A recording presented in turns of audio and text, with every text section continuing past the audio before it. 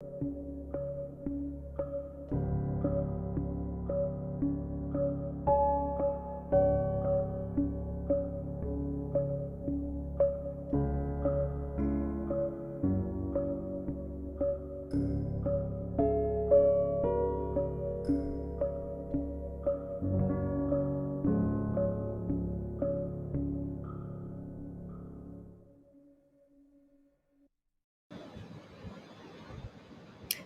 and welcome back to another episode of AdvoChats. You're joined by with me today, Akhila Randeniya, and I'm here with Mr. Nayana Mawilmada, who was a forefront in the debate that we had a couple of years ago when it came to the LRT and infrastructure development, when it came to transportation. So, Nayana, thank you so much for taking time out of your busy day to come join us today. Thank you. Thank you. So, just to give everyone a bit of clarity as to why we're doing this, is first and foremost, I think. The elephant in the room is the revival of the LRT project and the discourse around it that has taken place in the recent couple of days with regard to whether it's feasible, whether it's exactly an endeavor that Sri Lanka needs at the moment. Is it the best case scenario? And just just other than that, anecdotal experience as well. Congestion in Colombo is getting pretty unbearable, in my opinion. And as someone who does take public transport and who also like I do also take private transport as well, it sometimes begs the question, what can we do more to make public transport more attractive for people, and if I'm not mistaken, the numbers say that I think per household in Sri Lanka it's three vehicles on an average to a household. Mm. And things like that do add up. And when you look at the market system and the market forces, sometimes it does make sense to have public transit to be of importance, especially at this juncture when we're taking reform seriously, or at least attempting to take reform seriously. So Nana, how about you get us started with what the basics are when it comes to reformation of transit? Yeah. So obviously, dealing with congestion is fundamental for the growth of any city, right? And it's kind of obvious in a way that the amount of time people spend commuting has to get reduced. The consumption of fossil fuels and all that other kind of stuff also has to get reduced. And around the world, the most efficient cities are ones that are really based on public transport. There's no question, and that's been the case for the last century, right? Sri Lanka, right around independence, and even a couple of decades after that, um, was maybe one of the best in South Asia in terms of public transport. We had trams Right. down Gall Road. We had a very good bus system, and then somehow we have gone in reverse, and we have gone all full hog into private transport. And we're at this point where somebody who's young gets a job. First they want to get a cell phone, next they want to get a car, and housing comes somewhere, fifth, sixth, Right. seventh, or eighth, right? And I think the real issue is, how do you set up a city to be able to kind of grow and deal with large volumes of people and do that efficiently? Again, if you just take Colombo, again, I don't know where you live, but a lot of people live in the outskirts of Colombo, commute into the city, right? On Yeah. average, commutes maybe 1 hour, 1 hour 15, perhaps 1.5 hours Yeah. each way, depending on where you live. And what people don't think about is that really adds up, right? It's 1.5 coming, 1.5 going. That's 3 hours a day, uh, 15 hours a week, and then you add it up over your lifetime. You've really spent a couple of years just kind of going back and forth, which is a bit ludicrous. And there's a kind of a social impact of that, which we don't think about. You know, how fatigued children are, how much time Right. parents get to spend with their children. So that there's a kind of social element which often gets neglected. But the fundamental thing, though, that public transport does is it in some ways democratizes access to the city. Because Okay. if you look at Colombo, it's effectively a city of the rich and a city of the poor. and the middle class largely live in the outskirts of Colombo and commute in. And there's an inextricable link between the housing problem in the city, or in terms of getting middle class access to the city, and public transport, and that's something that needs to get solved.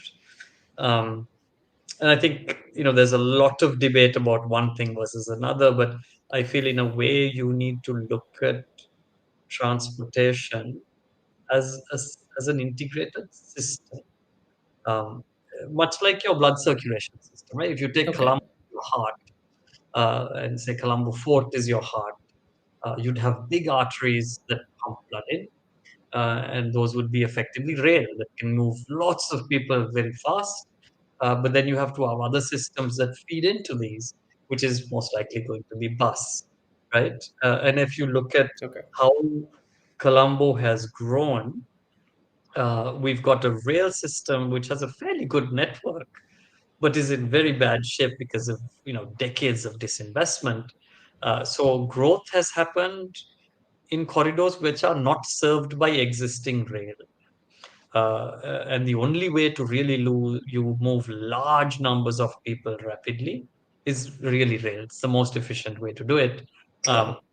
Um, so there's certain corridors that you cannot serve really any other way practically, and that's where new rail lines come in.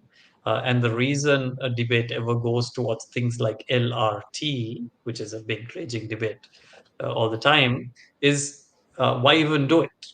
The reason is when we expanded our cities, we didn't plan rail corridors. We just built it wherever we wanted to. Okay. So you have to elevate it above existing stuff to even get rail infrastructure in, which is why LRT makes sense, right? So the LRT discussion was around the Colombo to Malabe as a first line, and that largely runs on the center median of the Javadalpur road, Okay. because you can't do acquisition, or you have to fill Yes. a god awful amount of wetlands otherwise to do a rail line, which and Right. the city has evolved around this corridor, so it just makes sense to elevate Follow it. it. Anyway. So Right. it's linked. Like poor planning means we have no choice but to do elevated rail. Elevated rail is a little bit more expensive, but that has to be done in corridors where the population has kind of boomed, and lots of activity has boomed. So it's regardless, these are very, very heavily trafficked corridors, and you need to decongest them. In other corridors, you could really just modernize the existing rail, Okay. and manage it, which also needs to be done. Was on track, but unfortunately got scuttled. But those need to come back on stream. Right. Um, so Nayana, in lieu of sounding very Colombo centric, what exactly can we do to decongest Colombo? So short of the LRT, which is a long-term project, and now that's restarted. We'll get to that in a bit, of course. But in the meantime, what are the other steps that can be taken when it comes to decongestion? Ones that are not so, perhaps maybe not so drastic. Um, Look, there's can I say there's maybe four things that you really need to do, right? Right. Um, and in the end, this only works when all four or five of these pieces come together. Okay. Um, the first thing you need to do is look at this as a systems approach, and there are three pieces to this system. There's got to be a modernization of the existing rail, which is Right. already in place. It just needs to be on time, fast, and you shouldn't be too sweaty when you get into work in the morning, right? Otherwise, people just want to get into it. So you've got excellent existing rail corridors. Um, they just need to be modernized. You just basically need better trains on them, effectively, right? Um, then you need to look at the kind of very, very high growth corridors, and you need to put in some infrastructure. Yes, decidedly, that's maybe a little bit longer term. And the third thing you need to do is really fix the bus routing system and the bus system in general, so that it's a little bit less chaotic and it feeds Okay. into rail. Right. So there's a whole rerouting kind of exercise that needs to be done to feed into rail, but that won't work until you really modernize the rail. So the thing is, these three, four things actually need to happen in tandem. Otherwise, one without the other really just won't work. Right. And the fourth thing that you have to do um, is fix housing, Okay. because people commute because of choices of where they live, and unless you densify housing along corridors which you plan to serve with high volume modes of transport, you don't really 100% get there either, right? So these three, four things need to happen in tandem, and there's no choice but to really try to do these things in tandem. Right. I don't know Okay. whether that answered your question or not, but No, no, it definitely does.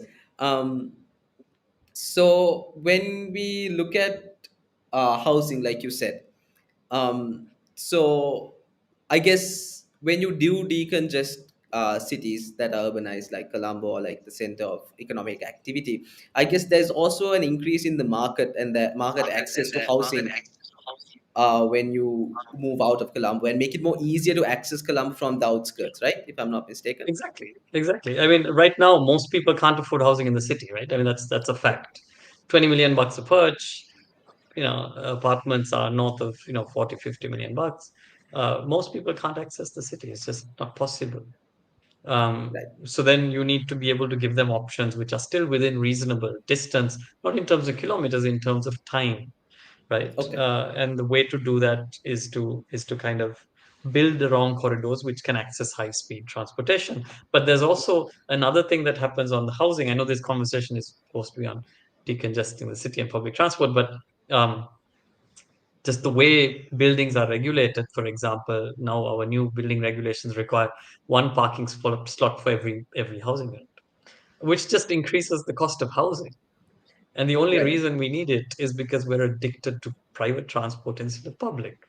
So Yes. if you for example live in a fairly dense tower, or even doesn't have to be super dense, even a medium density kind of housing development which is walking distance from a train station, people are just going to take the train if the train is good, and you Right. don't really need a car. And so there's a whole trickle effect that comes through that on the house.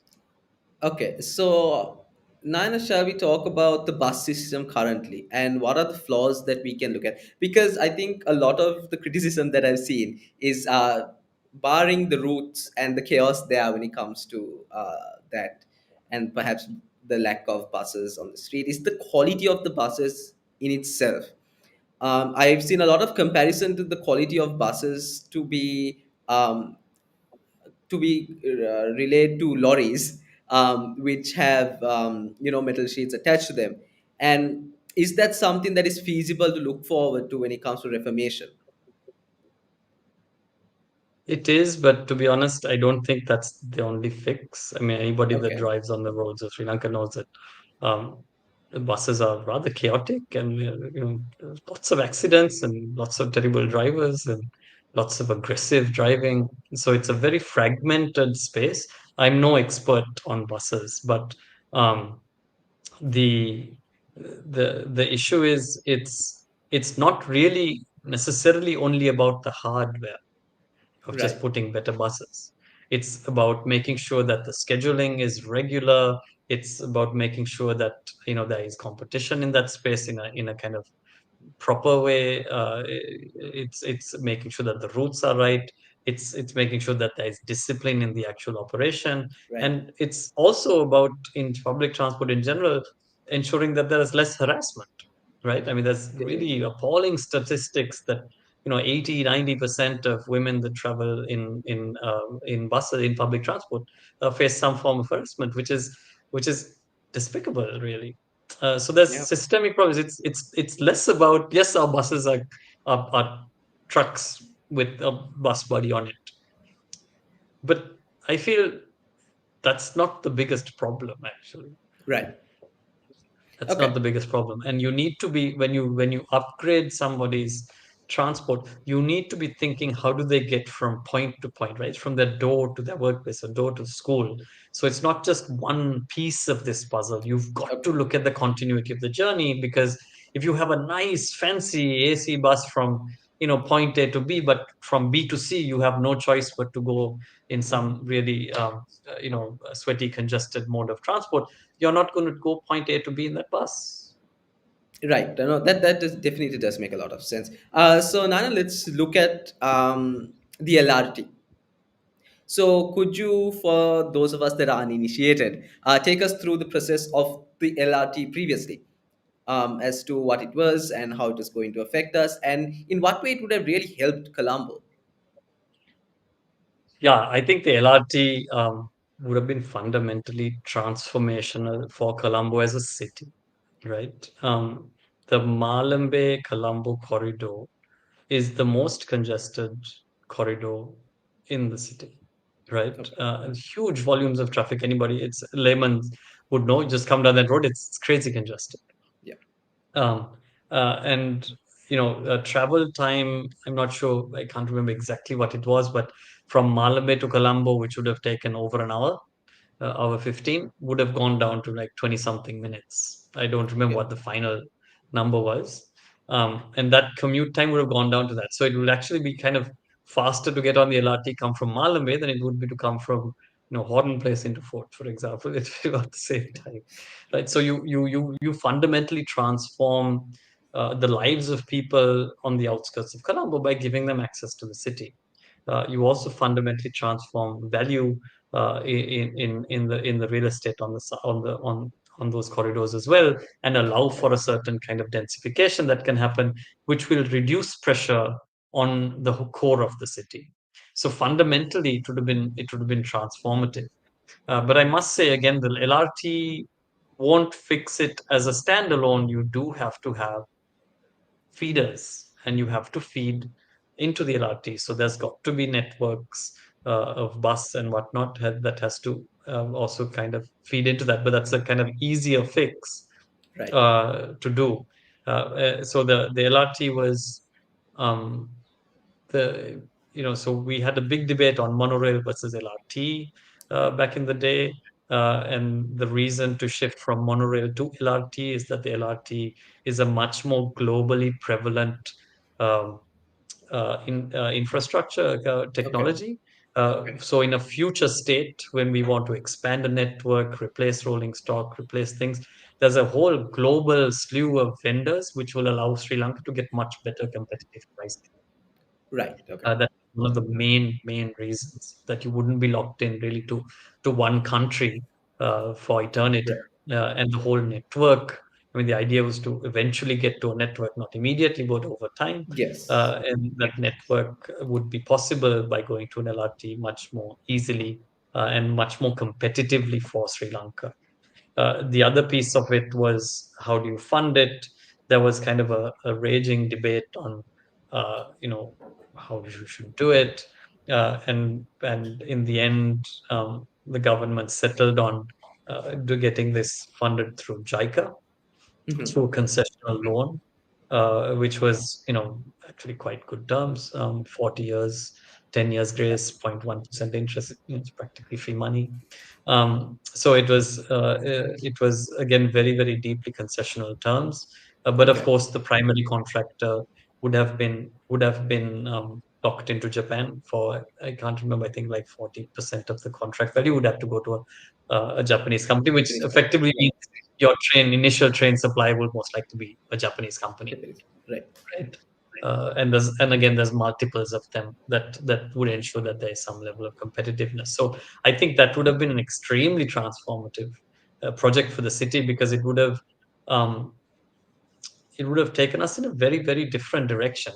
But again, I have to reiterate, it's not the LRT alone. Right? There Right. were three things at that time that were being considered. Right, one was the light rail. The light rail was to link Fort with Malambe through Japura, uh, and that is because that is a major corridor of urban expansion with no rail whatsoever, and the only way to serve it is through this. And the other most really important piece was the railway electrification and modernization project, which was funded by Right. ADB, which was to modernize the Panadura to Colombo, the Kalani Valley line to Colombo, and the Vayangora to Colombo. segments, right? And then eventually the Nigambo down to Colombo as well. So Okay. then you have like five axes of modern fast rail that come in, every 2 3 minutes, trains coming in, clean, air conditioned, whatever trains that come into the city that can move 30 40,000 people. The LRT, if I remember right, was 30 people per direction per hour. 30,000, which is 30,000, right? very, very large volume, Yeah. which gears us up really well for the future. So, and then of course then the third piece that was happening, that the MCC was supposed to do actually, was modernize the bus fleet. What you were talking Yeah. about, Yeah. completely modernize the bus fleet, and get that linked in. And then there was also a project at the time, funded by Koika, I believe, um, to synchronize the traffic lights within the entire city. So the Yes, and whole I think thing the would MCC harmonize. also had that advisory opinion as well, where they asked us to, and they were willing to fund it, if I'm not mistaken. Just advising and capacity building of making sure that there's more modernized traffic lighting system, because that's also another issue I think we Exactly, face in a lot of Colombo, exactly. because half the So time the so lights are so not working and stuff like that. yeah, exactly. And then the police turn it off and they get in the middle Yeah. of the road and try to manage it, and that just they don't see what's happening down the street. So you have to fix this in a systems way, and it's Right. unfortunate because we uh, this was all set to be fixed in a systems way actually, and we kind of missed that boat. It's rather tragic. But then there's the question of, okay, can we get it back? Should we get it back? Now that we've Yes. dug ourselves into like an absolute gutter, what do we do? Um, my view is you probably can get it back, um, Okay. and you probably should get it back. But there's a question of when is the right time? When can we do it? And because I feel like there's a priority of getting our economy back on track, clearly, that needs to get done. Um, and then we need to start looking at these other things. And I feel like in the next year, two, three, I don't know, the economists would know better than me, would be the right time to really start breaking ground on these things, right? Okay. And moving these forward in the next year, 2 years, whatever, as we start to recover. But if you want to do that, you've got to start work on that stuff now, because these are complicated engineering projects. You can't just wake up in the morning and say, I'm going to build it, right? And Right. and the nice thing, though, the nice thing is when these projects were uh, uh, kind of not cancelled, but while when they were suspended and disbanded, or whatever you want to call it, um, a lot of the engineering work was done. Feasibilities were done. The Yes. engineering work was done. They were ready to go to tender, actually. So a lot of the legwork was done. You'd need to update a few things because some things have moved, but huge chunk of the work is done. And these loans were in place, sovereign agreements were signed. To my knowledge, they were never really completely cancelled, they were suspended. So, again, getting them back is possible, subject to our debt ceilings, subject to the economy. But Yeah. as a city, and you need to look at cities on a medium to long term horizon. You can't fix cities like instant noodles. Um, uh, at a city scale, you have to do it. There is no other Right. choice, actually. There is no other way to fix congestion in Colombo. Right. So I'm so thankful that you brought up the feasibility of the LRT, because recently I think there was some murmurings going around that that the LRT has quite comical, at least to those who are learned in this, was that the LRT will only travel at one way, one direction at a time, and how there were no feasibility studies done, and how this is essentially a big waste of taxpayer money. So I think you have quenched a lot of it, quenched a lot of the problems that a lot of people had. It Yeah. never ceases to amaze me, how ridiculous some arguments can be, actually. I mean, it's a bit annoying. But some of this is like ridiculous, absolutely Right. ridiculous. Um, of all the things that would have made sense to do and would have been fundamentally transformative, to the average public, okay, Right. not the person driving a Montero or a Mercedes, the average person, public transport has got to be like almost at the very, very top Right. of where it would have impact. And in terms of the longevity, the kind of depth of that impact, it's fundamental. So it's it's sad because it's almost criminal to Definitely try is. to say that is bad and say, look, big convention centers and large, tall towers are sensible. I mean, come on, Right. it Yeah. doesn't make any sense. I'm Yeah. sorry, There's definitely a huge because I spent a few opportunity years cost. of my life working on this, and I know a lot of people that worked extremely hard on this to get this across the line. And I know a lot of intense study has also taken place. And in a Right. way, that's the tragedy because you have false narratives that kind of sway public opinion, and then you end Definitely. up in the gutter, which happened to us as a country, right? Uh, in general, and this is part of the same actually. It's a real Right. Yeah. shame. It is one and the same. I definitely agree with you on that. So Nana, I know we discussed this earlier, but not to in any way dilute this argument down into one more than the other. But a large debate that occurred during the initial stages of the LRT was that an LRT is not perhaps the best suited mechanism for large swaths of transit, but rather a BRT or bus rapid transport system that would be better suited. Could you speak on that if possible?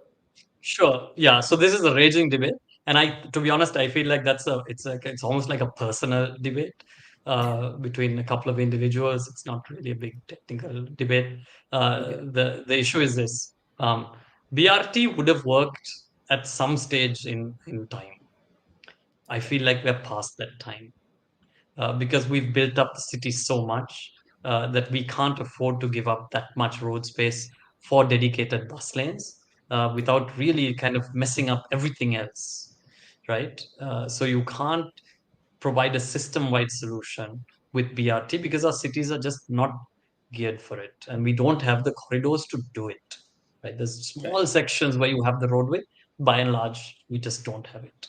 And second, the capacity of BRT, we will outstrip that too quickly. It just wouldn't make any sense. Like we do it maybe on just a couple of corridors, it could be possible, but it Right. wouldn't last because we would outgrow it really, really fast. And with an LRT, you can get 3-4 times the capacity of what you would get in terms of people movement that you would in a BRT. Okay. And with the other rail, you get even more, like the heavy rail. Right. It would Yes. be even more. So I think the time for BRT has kind of passed. If we did it 15, 20 years ago, yeah, maybe Okay. I'd say, yeah, that's possible. But I feel like we've passed it. Right. It's Right. no We've point reached the wasting point the of no time. return. Right. Right. I Yeah, I understand think that. it's a waste of time, to be honest. I mean, there may be one or two corridors somewhere where you have gobs of road space where it makes sense. But Right. by and large, again, that's my personal view. I don't think technically it makes sense. We had a raging debate on this. Yeah, Um, that's why I wanted to bring it up. But and also, I think yeah, what a lot of people forget in the BRT conversation is that acquisition of land that simply does not exist.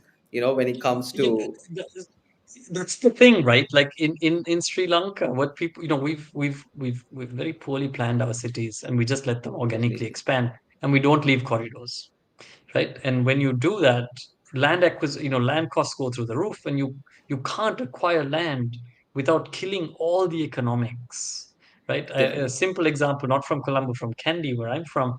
There's this road going from Kandy to Katugastota through this area called Mahayao, and they were trying to add one lane to this road.